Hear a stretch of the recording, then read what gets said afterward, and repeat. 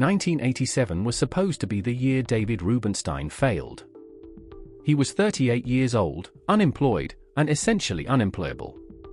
His political connections had evaporated overnight when President Jimmy Carter lost re-election. Law firms that once courted him now ghosted his calls. He had a family to support and no prospects. This is not how billionaires are supposed to start. But Rubenstein did something most people would never consider. He decided to build something from nothing. With 2 partners and $5 million in seed capital, he founded the Carlyle Group in a cramped Washington office. Today, that firm manages over $400 billion and has made Rubenstein worth nearly $4 billion personally. But here is what makes his story different. Rubenstein did not discover a secret investment strategy or catch a lucky break on one massive trade. He built an empire on 3 principles that anyone can understand but almost no one can execute: patience, discipline, and the relentless belief that people matter more than spreadsheets. This is the story of how a postal worker and Appo's son from Baltimore became one of the most influential investors in modern history. August 11, 1949. Baltimore, Maryland. David Mark Rubenstein was born into a world of limitations. His father Robert worked as a file clerk at the post office, earning no more than $7,000 a year. His mother Betty stayed home until David turned 6, then took a job at a dress shop to help make ends meet. They lived in an 800-square-foot row house on Beaufort Avenue in northwest Baltimore. The neighborhood was almost entirely Jewish, not by choice but by necessity. Baltimore in the 1950s was rigidly segregated by religion. Jewish families could not buy homes in certain neighborhoods. They created their own enclaves, their own communities, their own social structures. Within the Jewish community itself, there were 3 distinct classes: the wealthy entrepreneurs who owned businesses, the white-collar professionals with comfortable government jobs or office positions, and then there were the schleppers, the blue-collar workers like Rubenstein and Appo's father. The family was Orthodox, attending shul regularly because they could not afford the conservative or reform synagogues. This was not poverty, but it was struggle. Every dollar mattered. Every opportunity had to be earned. Young David was an only child, which meant he received all of his parents' and Appo's attention and all of their expectations. His father had dropped out of high school to fight in World War II and never returned to finish. He wanted better for his son. His mother dreamed David would become a dentist, which she considered the height of professional achievement. But David had different ambitions, one shaped by a moment in history that would define his generation. 1961. David was 11 years old when John F. Kennedy was inaugurated as president. Kennedy and Appo's words electrified him. "Ask not what your country can do for you, ask what you can do for your country." For a boy from a blue-collar Jewish family in Baltimore, those words opened a door to possibility. Public service became his dream. Not wealth. Not business. Service to his country. This idealism would seem naive to many, but it was genuine, and it would shape the next 20 years of his life. Rubenstein was a serious student from the beginning. He worked summers as a camp counselor, sold magazine subscriptions door to door, and helped at the post office. The message from his parents was clear. Hard work was the only path forward. In 6th grade, he passed tests that allowed him to skip 8th grade entirely. It seemed like an advantage at the time. He would enter high school at 14 and graduate at 16. But Rubenstein later called this decision one of the worst of his life. Being younger than all his classmates for the rest of his academic career created social challenges and made him feel perpetually behind. Still, he excelled. At Baltimore City College, one of America and Appo's oldest public high schools founded in 1839, Rubenstein joined 1,500 students in his graduating class. Half were Jewish, half were black. It was competitive, diverse, and demanding. He was not an athlete. He tried to make the baseball team, dreaming of becoming the next Sandy Koufax, but he peaked around age 9. By high school, he admitted he could not compete physically. What he could do was write and think. One teacher changed everything. John Pence taught English at City College with a ferocity that bordered on obsession. He drilled proper writing into his students with relentless repetition. Structure, clarity, precision. To the extent Rubenstein knows how to write at all, he credits Pence entirely. This skill, the ability to communicate clearly in writing, would become one of his greatest competitive advantages in both law and business. It is a skill most people undervalue. Rubenstein never would. But there was another influence beyond school. The Lancers, a boys' club organized by a local judge, brought together young men from across Baltimore for athletic competitions, lectures from prominent leaders, and lessons in citizenship. For Rubenstein, the Lancers opened a window beyond his provincial Jewish neighborhood. He saw that the world was larger, more complex, more full of opportunity than he had imagined. Among his fellow Lancers were future Baltimore Mayor Kurt Schmoke and future Congressman Elijah Cummings. These relationships mattered. Rubenstein graduated from City College at 16 with outstanding grades but no money for college. His only path forward was scholarships. He applied to Duke University and was accepted with financial aid, but even with scholarships, he had to take out loans and work part-time to cover expenses. He arrived at Duke in 1966, still driven by the dream of public service. He majored in political science, was elected to Phi Beta Kappa, and graduated magna cum laude in 1970. His academic excellence continued at the University of Chicago Law School, where he received a full tuition scholarship. At Chicago, he was selected as an editor of the Law Review based purely on academic performance. He graduated in 1973 with his Juris Doctor, and his career path seemed clear. Public service through law and government. But first, he needed to build credibility. Rubenstein joined the prestigious New York law firm Paul, Weiss, Rifkind, Wharton, and Garrison in 1973. He was 24 years old, freshly minted from law school, and working at one of the most elite firms in America.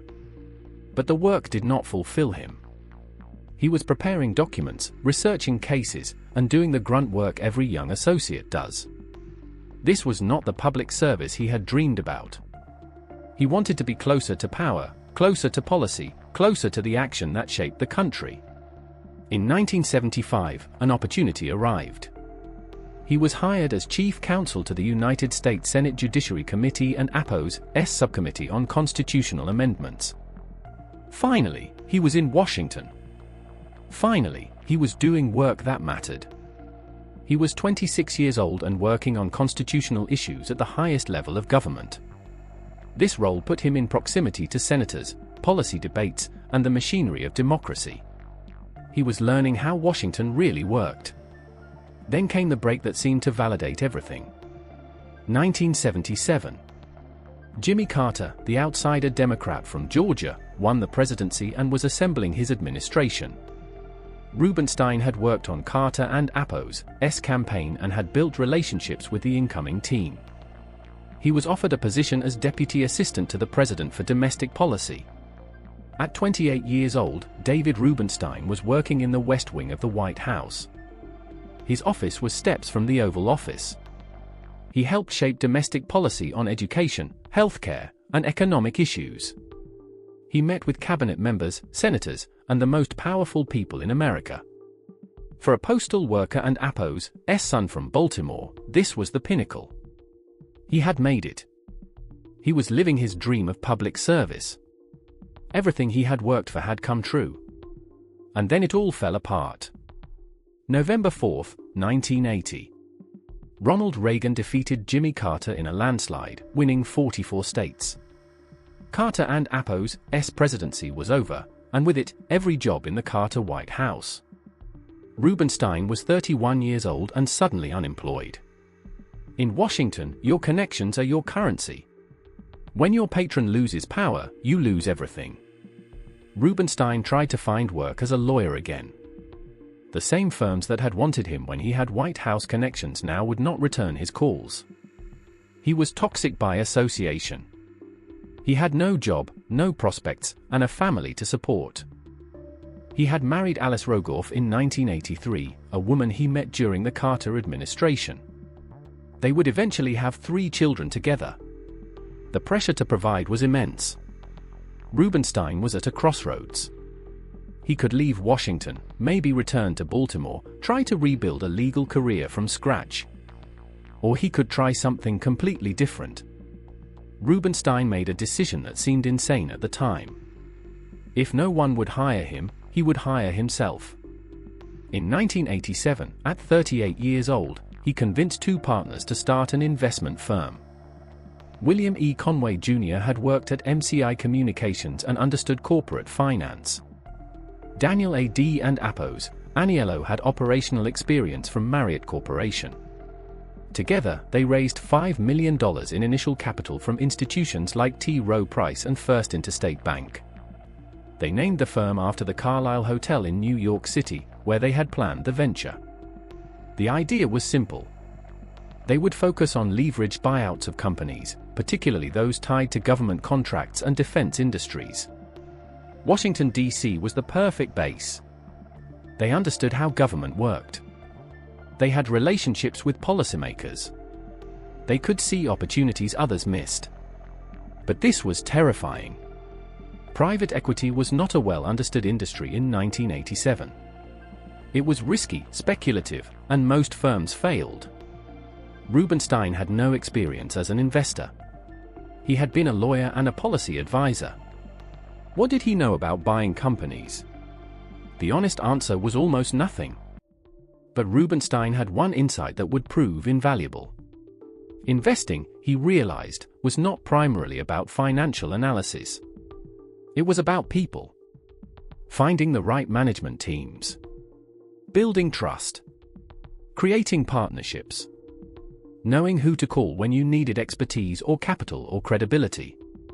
These were skills he had developed in law and government. He could evaluate character. He could negotiate. He could build relationships. And he could communicate a vision. These skills would build an empire. The Carlyle Group started small, raising capital deal by deal.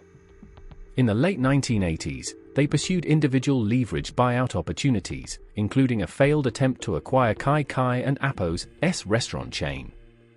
It was humbling. They were unknown, unproven, and competing against established firms with decades of experience. But in 1990, they raised their first dedicated buyout fund with $100 million in investor commitments. They were finally in business properly. Their early strategy was focused. They targeted defense-related industries, believing their Washington connections would give them insight into government contracting and procurement. In 1992, Carlyle completed the acquisition of the electronics division of General Dynamics Corporation, which they renamed GDE Systems. It was a producer of military electronics systems. They sold it to Tracer in October 1994 for a profit. Not a massive win, but a proof of concept. In 1993, they acquired Magnavox Electronic Systems, the military communication segment, from Philips Electronics. Again, defense. Again, government-related. Again, profitable. They were finding their edge. But the real breakthrough came from understanding something most private equity firms missed. You do not just buy companies and hope they perform. You actively improve them through operational expertise. Carlyle began recruiting former high-ranking government officials and corporate executives to serve as advisors. These were not just for show. They brought real expertise and networks.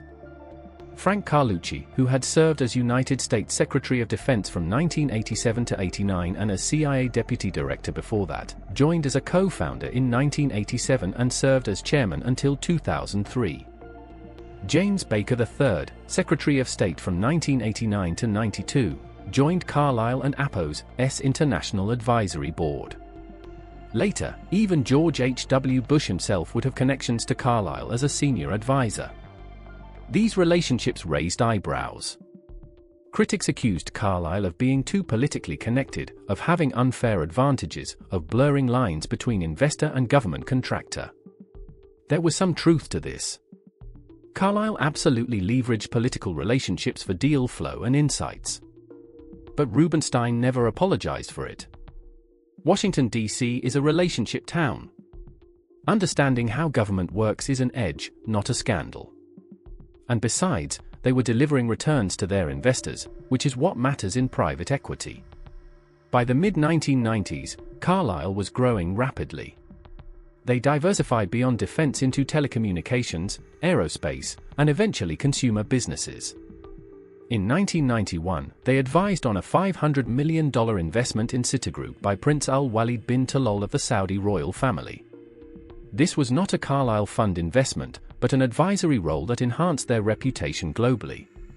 The fees were substantial, and the relationship opened doors in the Middle East. Carlyle was becoming a global brand. In 2003, Lou Gerstner, the former chairman and CEO of IBM and Nabisco, replaced Carlucci as chairman. This was a deliberate move to reduce the perception that Carlyle was overly dependent on political connections. Gerstner brought corporate credibility and operational excellence. By this time, Carlyle had accumulated nearly $14 billion in assets under management and was generating annualized returns of 36% for investors. Rubenstein and Appo's gamble was paying off. But not every investment worked. In May 2004, Carlyle announced the $1.6 billion acquisition of Hawaiian Telecom from Verizon. It seemed like a solid play. A telecommunications provider in a growing market with steady cash flows. But Hawaii regulators delayed the closing of the buyout, and once the deal went through, the company struggled. They had to recreate back-office systems from scratch. Billing and customer service issues mounted. Hawaiian Telecom ultimately filed for bankruptcy in December 2008, costing Carlyle the $425 million it had invested. It was a total loss. Rubenstein hated losing money, but he learned a crucial lesson. Not every good idea on paper works in reality. Operational execution matters as much as the initial thesis. And sometimes you walk into problems you cannot foresee. The key is to move on quickly and not compound mistakes by holding losing positions too long. Another painful investment was Oriental Trading Company, acquired in 2006. The company, which sold party supplies and novelty items, declared bankruptcy in August 2010. Carlyle lost its entire investment. Then there was Costa, a sales and marketing agency for consumer brands. Carlyle acquired Costa from Thomas H. Lee Partners in 2014 in a $4.4 billion leveraged buyout. The timing could not have been worse. Retail was being disrupted by e-commerce. Consumer brands were cutting budgets. Costa and Appo's revenue fell by over $600 million between 2015 and 2018. Carlyle replaced the CEO twice, trying desperately to turn the company around. By July 2019, another investor, Warburg Pincus, lost its entire $100 million investment when the company had to be restructured. Carlyle and Appo's losses were substantial. These failures were humbling. Rubenstein had to explain to investors why billions of dollars had been lost. But he never hid from mistakes. He believed transparency was essential. If you make a bad investment, admit it, learn from it, and move on. Do not try to spin losses as successes. Investors respect honesty. What separated Carlyle from many competitors was Rubenstein and Appo's understanding that private equity is not about being the smartest person in the room. It is about building the best team, accessing the best information, and making disciplined decisions. Carlyle developed a systematic approach. They would identify undervalued companies with strong fundamentals but weak management or operational inefficiencies. They would acquire the company using leverage, meaning borrowed money, to amplify returns. They would install strong management teams, often recruited from their network of operating executives. They would improve operations, cut costs, streamline processes, and position the company for growth. Finally, they would sell the company within 5 to 7 years for a profit, distributing returns to investors. This is the classic private equity playbook, but Carlyle executed it better than most because of their network and operational focus. By 2006, Carlyle was participating in some of the largest buyouts in history. That year, they joined Blackstone Group, Alpinvest Partners, Hellman and Friedman, KKR, and Thomas H. Lee Partners to acquire Nielsen Company for $8.9 billion.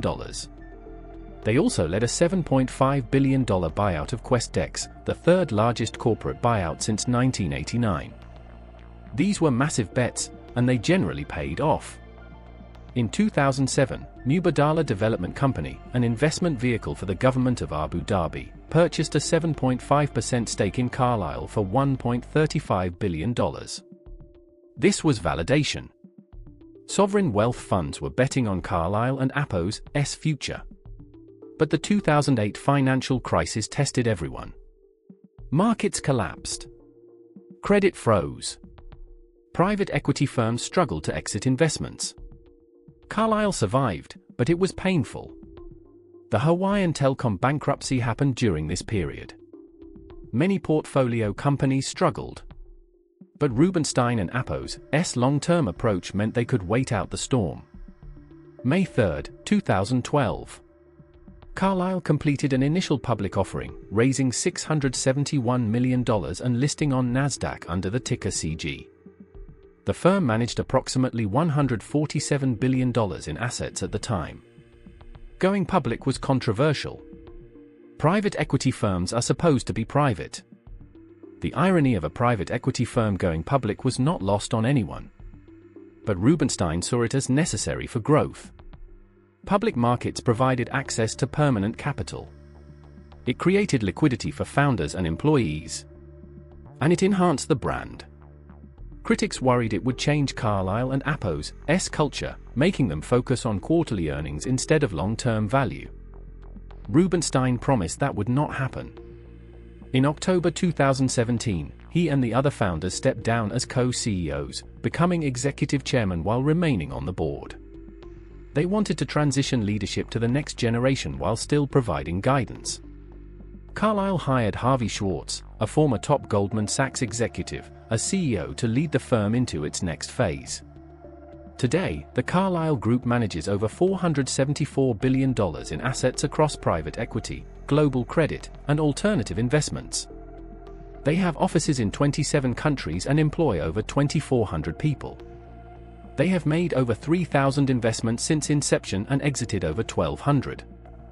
The returns have been strong, though not without volatility. For investors who got in early and stayed the course, Carlyle has generated substantial wealth. For Rubenstein personally, the journey has been extraordinary. His net worth is estimated at $3.7 billion as of mid-2024. He is the 790th richest person in the world according to Forbes. But wealth is not what drives him anymore. It has not been for a long time. What drives David Rubenstein is legacy, influence, and what he calls patriotic philanthropy.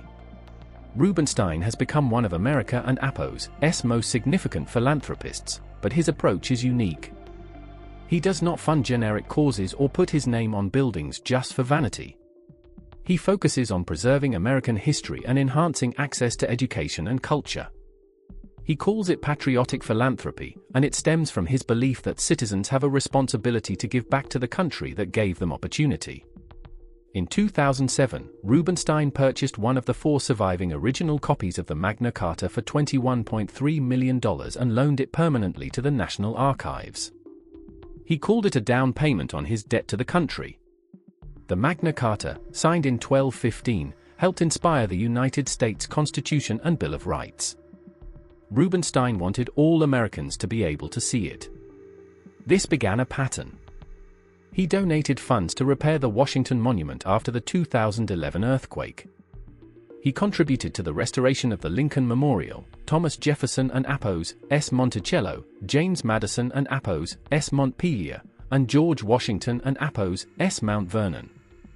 He has given tens of millions to the Smithsonian Institution, the Kennedy Center for the Performing Arts, the Library of Congress, and the National Museum of African American History and Culture.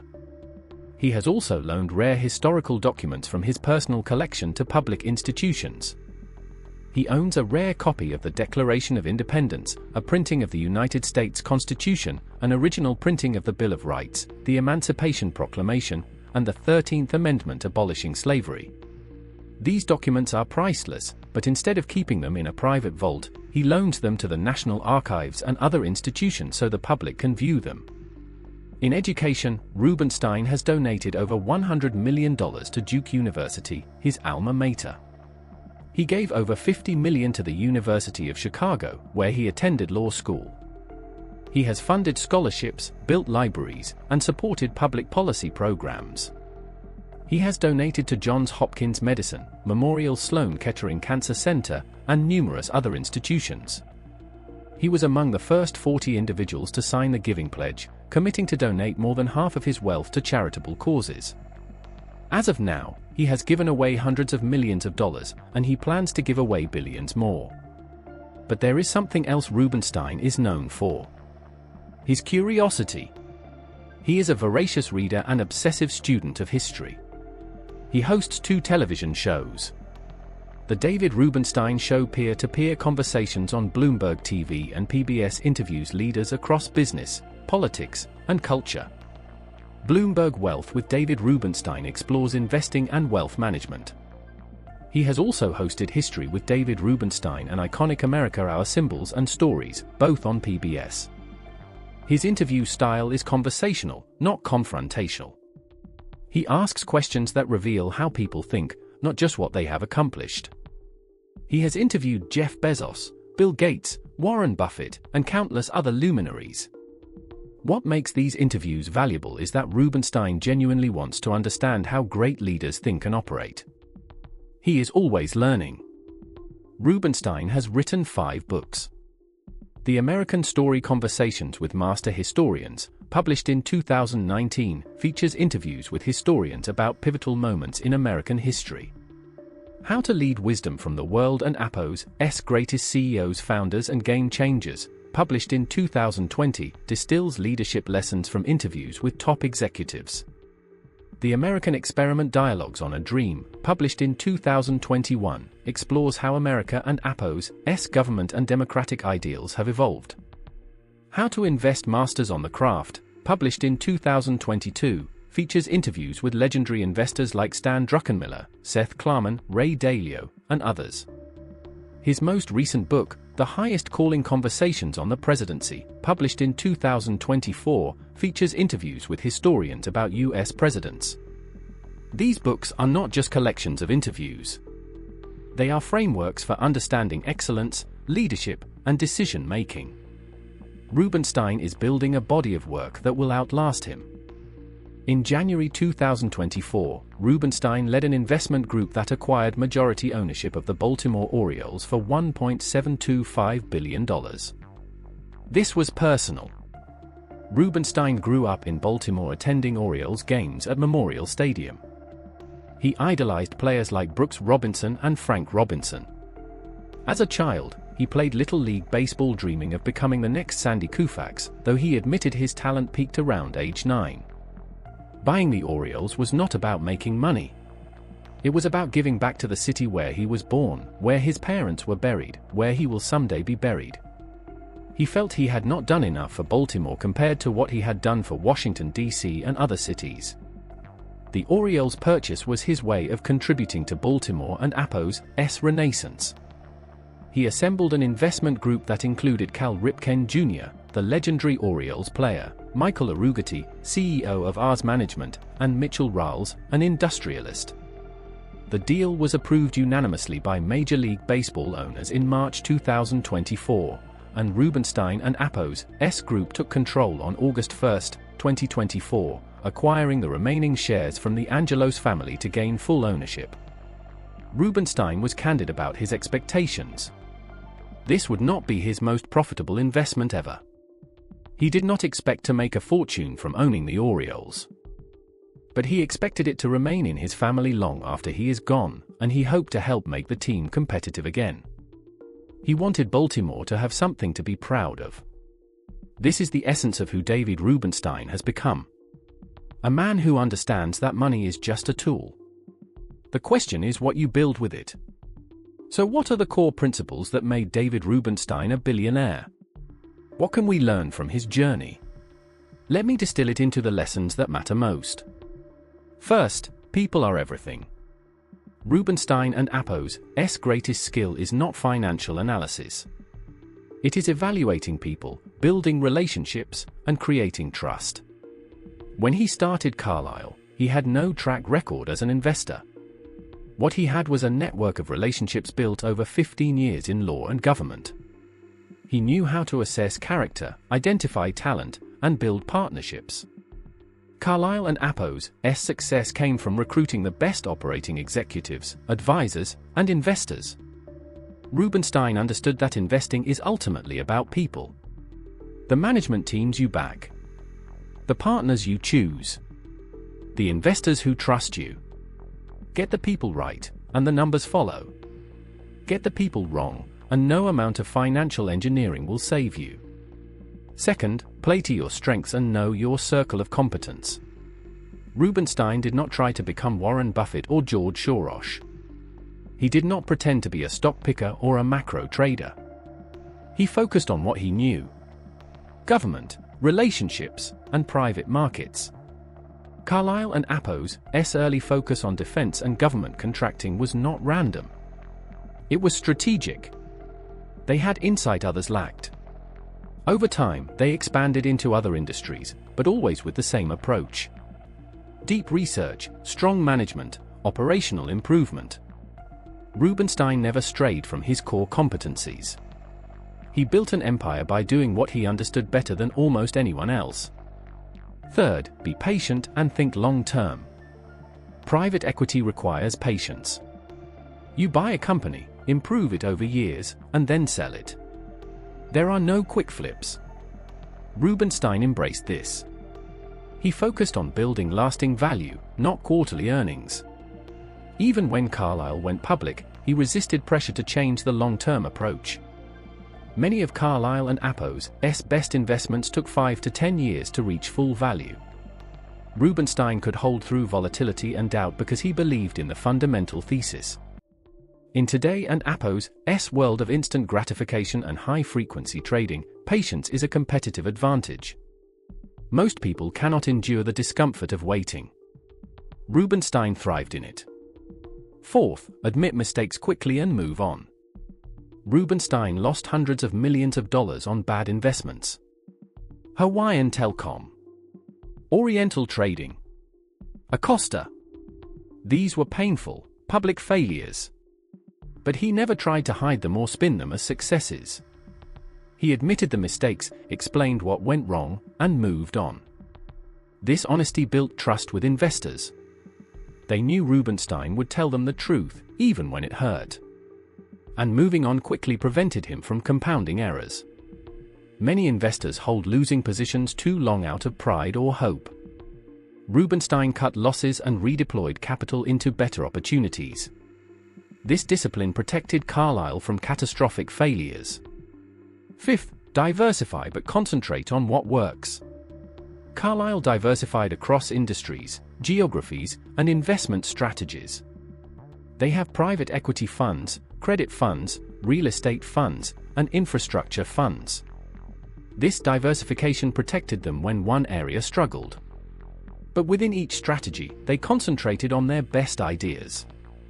They did not try to own hundreds of small positions. They made big bets on companies they believed in deeply. This balance between diversification and concentration is difficult to achieve. Most investors either over-diversify and dilute returns or over-concentrate and blow up. Rubenstein found the middle path. Sixth, invest in relationships before you need them. Rubenstein built relationships throughout his career without asking for anything in return. He stayed in touch with former colleagues from the Carter administration. He helped people get jobs. He made introductions. He gave advice freely. When he needed to raise capital or find investors or recruit talent, those relationships became invaluable. Too many people only reach out when they need something. Rubenstein invested in relationships consistently over decades. By the time he needed help, he had a network ready to support him. Seventh, communication is a superpower. Rubenstein and Appo's ability to write clearly and speak persuasively opened every door he walked through. In law school, being on the law review got him his first job. In government, his policy memos got him noticed. In business, his investor letters and presentations raised billions. He credits his high school English teacher, John Pence, for drilling proper writing into him. This skill is undervalued in a world of tweets and text messages. But the ability to communicate complex ideas simply and persuasively is one of the most powerful skills anyone can develop. Rubenstein built a $4 billion fortune in part because he could explain his vision compellingly to investors, partners, and employees. Eighth, luck matters, but preparation creates luck. Rubenstein admits he has been lucky. Lucky to work for Jimmy Carter. Lucky to meet his co-founders. Lucky to start Carlyle at the right moment in the private equity boom. But luck favors the prepared. Rubenstein positioned himself to encounter serendipity by being in Washington, by building relationships, by saying yes to opportunities. When luck arrived, he recognized it and seized it. Most people miss their lucky breaks because they are not paying attention or not prepared to act. Rubenstein was always ready. Ninth, give back and build legacy beyond wealth. Rubenstein could have retired at 50 with hundreds of millions of dollars and lived a life of leisure. Instead, he kept working, kept building, and redirected his energy toward philanthropy and education. He understood that wealth is meaningless if it does not serve a purpose beyond yourself. His patriotic philanthropy preserves American history for future generations. His books and television shows educate millions. His leadership at institutions like the Kennedy Center, the Council on Foreign Relations, and the University of Chicago shapes culture and policy. Rubenstein and Appo's legacy will not be how much money he made. It will be what he did with it. 10th, stay humble and keep learning. Despite his success, Rubenstein remains curious and humble. He constantly reads, interviews experts, and seeks to understand topics he knows little about. He admits his mistakes openly. He gives credit to others generously. He does not pretend to have all the answers. This humility makes people want to work with him, invest with him, and help him. Arrogance closes doors. Humility opens them. Rubenstein has stayed humble for 5 decades, and it has served him extraordinarily well. So what is the one big idea that defines David Rubenstein? If you had to distill his entire career into a single insight, what would it be? Here it is. Success is not about being the smartest or the most talented. Success is about building relationships, playing to your strengths, and committing to something bigger than yourself. Rubenstein was not the best investor. He was not the most brilliant financier. He was not the most charismatic leader. But he built one of the most successful investment firms in history because he understood that business is fundamentally about people. He surrounded himself with smart partners. He recruited the best talent. He built trust with investors. He gave back to his community. And he never stopped learning. This is the lesson for anyone trying to build something meaningful. You do not need to be a genius.